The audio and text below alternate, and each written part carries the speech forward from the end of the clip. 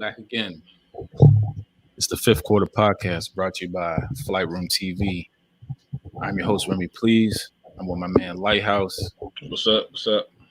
Back again. Yes, this is the number one sports podcast unprofessionally in the world. But yes, big news yesterday. The Milwaukee Bucks wins their first championship in, I don't know, they say like 50 some years since Lou Alcindor. For you kids, that's Kareem Abdul-Jabbar. But yeah, since Lou Alcindor, they won their first chip. Like what's your overall takeaway from that that whole event?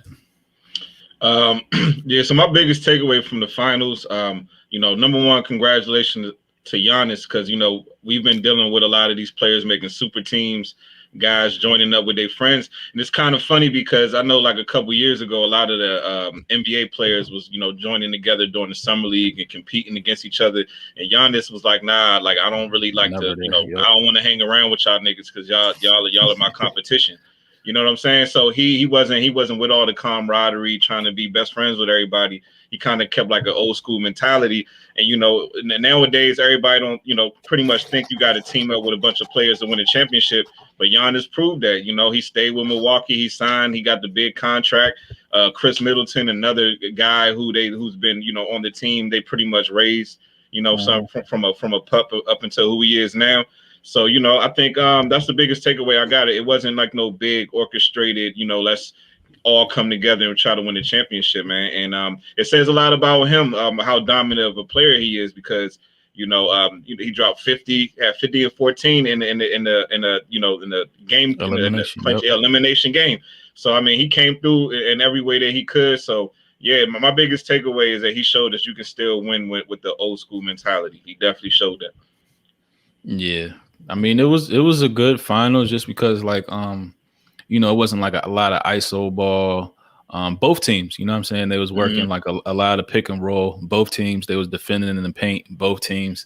I mean, just, the Suns came up short. I mean, they still had a good run, even though they played a lot of teams that were kind of hurt. They played the Lakers hurt. They played the Clippers hurt. They played Denver minus, Jamal Murray. So, yeah, I mean, their route was unconventional, but hey, you got to beat who's in front of you. Yeah. All right, so this is gonna be kind of a shorter show. Like we're gonna like rip through things, but all right. So like, 'cause I was in the barbershop today, right?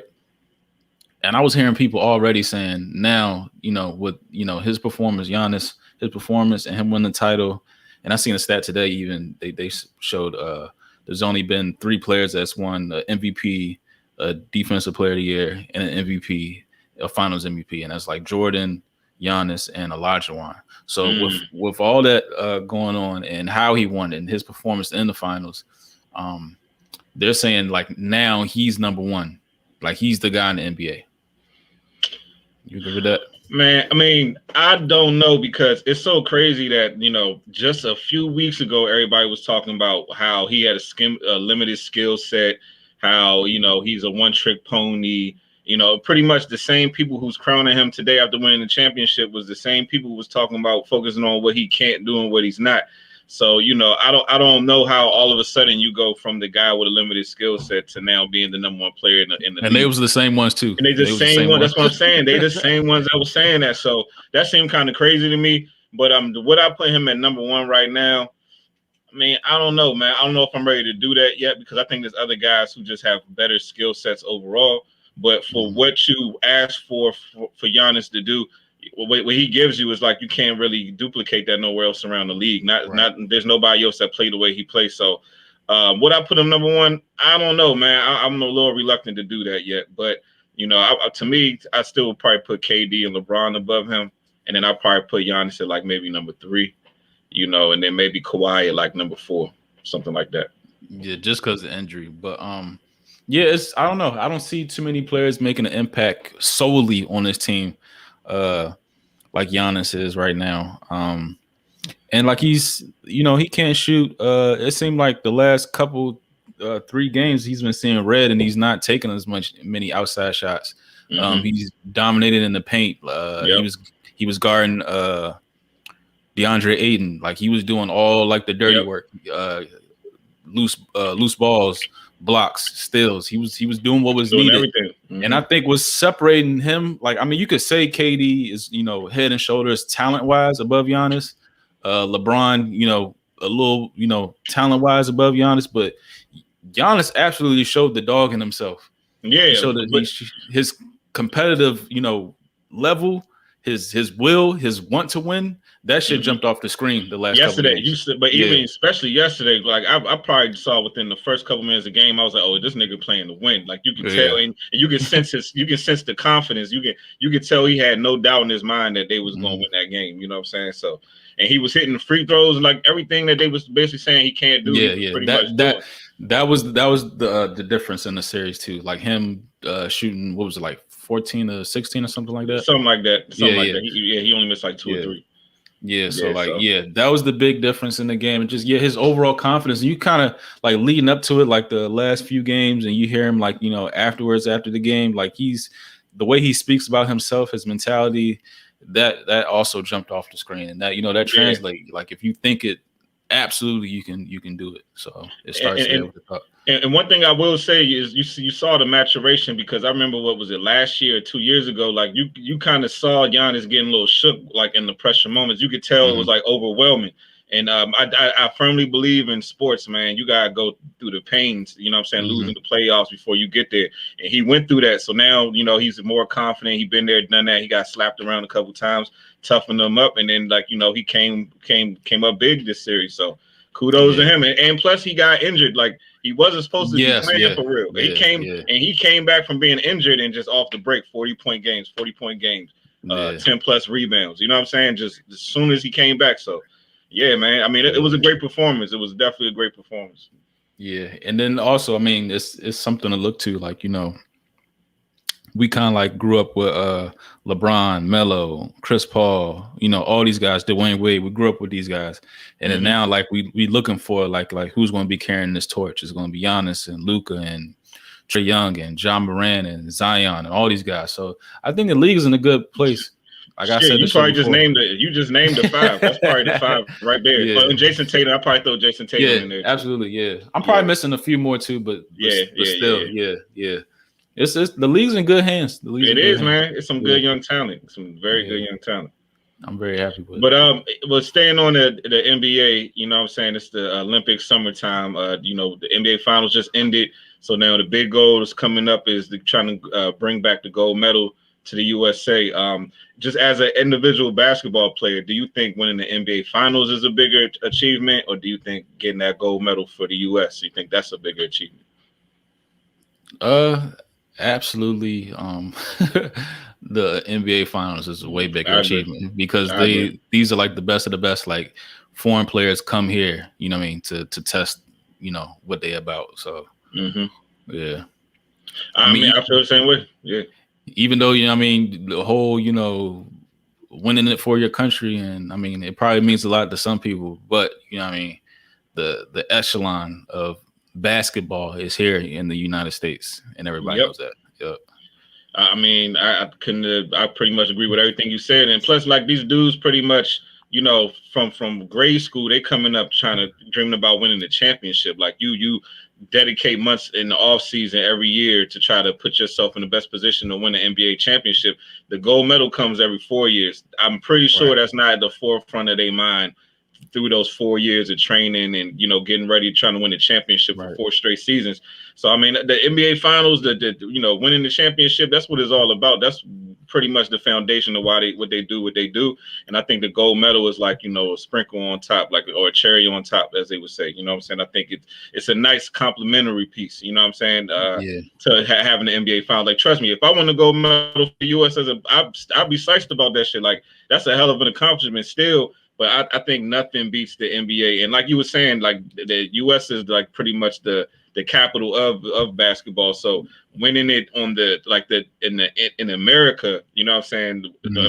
Winning America's tournament means way more than winning internationally, in my opinion. So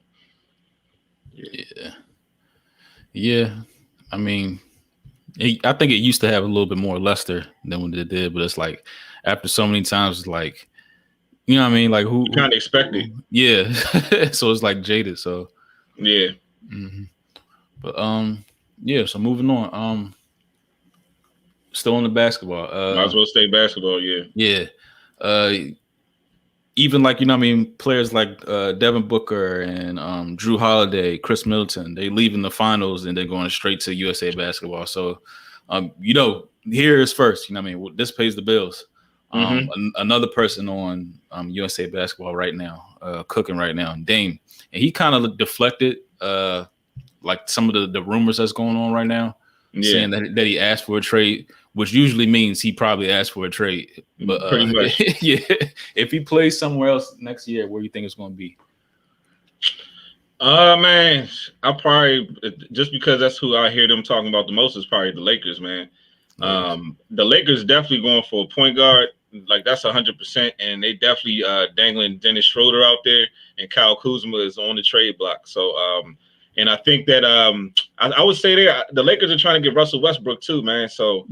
You know, the Lakers are going to make a big move. You know, LeBron always going to get a star to join that team. And I think that probably would be, or for another place that I think would be a good fit for Dame is in Philly. You know, I think if they can maybe somehow, if they could somehow package Ben Simmons and get him over to Portland, and then Dame goes to Philly, he can still play the same exact way. He can still be ball dominant, all that. As long as he get Joel Embiid the ball, as long as he feed the big man, he can still play the same exact way. Yeah. And the thing with Joel that I peeped is that you can tell Joel don't really like, he might talk like he do, but he don't really like the pressure. He like having another star next to him to kind of take some of the, you know, the bullshit. And I think if Dame goes there, Dame might even be a bigger star than him. So that might work out for both of them. So I think for real now we talking about, I think Philly might actually be a better spot for Dame than the Lakers. So. Yeah, I think personally Dame would rather go to Philly where he can, like, you know, it can still be a tough route for him, but a little easier. He doesn't want to be, you know, under LeBron, under AD and all that stuff. He's not a fan of that. He's not a fan of that because he's made comments like that before. And also like the package that Philly would kind of like send over to Portland would be better than anybody that can, you know, like who else is going to send like a, you know, a budding star like that? Ben Simmons. Yeah. And he's not, Ben Simmons, like they've been talking a lot of trash, but he's not done. Like by the nigga 24 years old, bro. Right. He got like 3-4 years. I don't even think he in his prime yet. You know what I'm saying? So he's all right. I think he'll be fine. Right. And then Portland will, I mean, they always find a way to like put, you know, a little bit of pieces around. Yeah, they do. Another team though, I think that's kind of aggressive sometimes when they see a player out there is Pat Riley in the Miami Heat. Yeah. I will never count them out of anything. Hey, that's a good point because what's his name had like a down year, Tyler Herro. He kind of fell off a little bit this last season. So but you know, there's still a lot of teams around the league that believe in Tyler Herro. I mean, I still believe in him. He just had a bad last season. He fell off a little bit. But if they could package Tyler Herro and a couple more like young players, because Miami do got like some nice young pieces. Maybe throw Robinson over there. You know what I'm saying? He's a sharpshooter, but Portland got to get a shooter back. You know what I'm saying? So. Man, Miami's not a bad spot actually. And then he would fit right in with Jimmy. He would fit right in with Jimmy down there. So I think hard-working, blue-collar type players. And you get Bam, and Jimmy Butler. That's a mean trio right there. Yeah, and then you know Eric Spoelstra is a sneaky good coach. He's an underrated coach, like shit. A sneaky good coach. He'll get the best out of his team. So yeah, we're gonna make a big jump here. Like speaking about sneaky coaches, who do you think the best coaches of all time in the NFL? Not named Bill Belichick. Not named Bill Belichick. I know, right? Because that's definitely gonna be on everybody's list. Man, I can't even say all time because you know I can just go by what I've witnessed. You know what I'm saying? Just being a fan growing up. So my top three outside of Bill Belichick, I'm gonna go with Pete Carroll. Pete Carroll, he's definitely, had a lot of success in the NFL. The Seahawks are normally one of the better teams in the NFC. They won a Super Bowl. So, I mean, and then, even on top of that, he had success at USC, won national championships over there. So Pete Carroll definitely in our lifetime, I think, has been one of the better football coaches overall. After that, I'm going to say Sean Payton. Reason why I say Sean Payton is just because the Saints are always good. You can maybe say that some of that had to do with Drew Brees, But at the end of the day, the Saints are always good. They're always in the playoff battle. You know what I'm saying? And like I said, they won the Super Bowl, so I would definitely probably put Sean Payton there. And then number 3 is Andy Reid. I always thought Andy Reid was nice. He never won the big one. He finally did last year. But I think when he finally got that championship, I think it kind of not pushed him up, like a bunch of notches as far as compared to other coaches. Because the thing I like about Andy Reid the most is that every fucking quarterback that's ever played under him has Yeah. success. Every single one. Michael Vick, Nick Foles, Patrick Mahomes, Yeah. fucking who else he had, man? I think he had Jeff Garcia at one point, if I'm not mistaken. Kevin Cobb. Kevin Cobb, fucking Alex Smith. Yeah, he did have Alex Smith, right? Before they brought in Mahomes. So the man had success with every damn quarterback he's had. He's like a quarterback guru to me. So I would definitely put Andy Reid. That's part in there. So that's my top 3, just in my lifetime for what I saw. In my lifetime, and I was like real young, so like I would say Bill Walsh, just because I remember like seeing the 49ers on TV all the time. They was on all the time. And Joe Montana was my favorite player and still like my favorite quarterback. But I'll say Bill Walsh, and then my man Joe Gibbs, you know what I mean? And people kind of like say, he wanted what, like, with backups. Nigga, isn't that more like impressive? That's more impressive. Exactly. And then after that, and I think, I don't know, just going off of what I seen, like NFL, like films and stuff like that, I would go with Don Shula. And this is before my time. Don Shula, but just because that makes sense. Yeah, the only team that was, undefeated. So I'll go with that. And then, speaking, you saying like Andy Reid and all that shit. So Andy Reid, ran through all them quarterbacks. Who would you say is the top 3 backup quarterbacks of all time? All right, so this is the way I looked at it. When you say top 3 backup quarterbacks, I'm thinking guys who were backups and came in and performed at a high level. You know what I'm saying? And damn near took the job. You know what I'm saying? So I'm gonna go with Kurt Warner, man. Kurt Warner was motherfucking, what's his name? Trent Green's backup. The dude came out of nowhere. They said, and he was with the Giants too. Yeah, and he was with the Giants. He had a little bit of success with the Giants too. But he backed up. He was backing up Trent Green down in St. Louis or whatever. I don't even know who they was. Was they St. Louis back then? Yeah. But they was. So he got hurt, went down, and Kurt Warner came in and made history. You know what I'm saying? After that, probably one of the more underrated quarterbacks of all time, because when you really remember that time period when he was hot, that motherfucker was on fire. Next I go with Doug Williams. Doug Williams, you got us a black quarterback, got us a Super Bowl back in the day. Like I said, nobody expected him to do what he did. He was a backup, and he came in a big game and won us a chip. So I'm gonna go with Doug Williams. And in third, man, Tom Brady. I know people ain't gonna agree, but Tom Brady was not supposed to be that man. He played behind Drew Bledsoe. Drew Bledsoe went down, and just like Kurt Warner, man, it became history right after that. But Tom Brady was not expected to be Tom Brady. He was a backup quarterback and just came in and became, the greatest quarterback of all time. So that's my 3. Well, I definitely had Doug Williams. Just because that, he wasn't a starter at all. You know what I mean? At all. That season, and then came in there and guns blazing, had probably one of the best Super Bowl performances of all time. After that, I will say Nick Foles. Most recently, like even though he didn't really do much after that, but that Super Bowl run that they did with the Eagles, you know what I mean, put them on their back with no starts leading into it. It was like a couple games before the playoffs, or maybe right at the beginning of the playoffs. Anyway, but yeah, Nick Foles. And then lastly, I would probably go with. Damn, there's so many. It's not a lot of people that just started out get. So maybe Steve Young. I was talking about Walsh earlier. Yeah, he was in a similar position behind Joe Montana. So yeah, right. So yeah, I'll say. So Steve Young. I ain't mad at Steve Young. That's a real good one. Yeah. But yeah, that's our top 3. Hopefully we're in your top 3, being the #1 sports podcast in the world. Of course. the Fifth Quarter Podcast brought to you by Flight Room TV. Make sure you follow us over to the Flight Room Podcast. Then overtime after that, like and subscribe. Tell your friends. If you want to do a guest spot, jump on here with us. You want to battle us about something? You think you got better top 3 backup quarterback list? I doubt it. We welcome the smoke. We definitely welcome the smoke. No issues at all. Yeah, it's all cool. But we see y'all, man. Peace and love. All right, peace, y'all.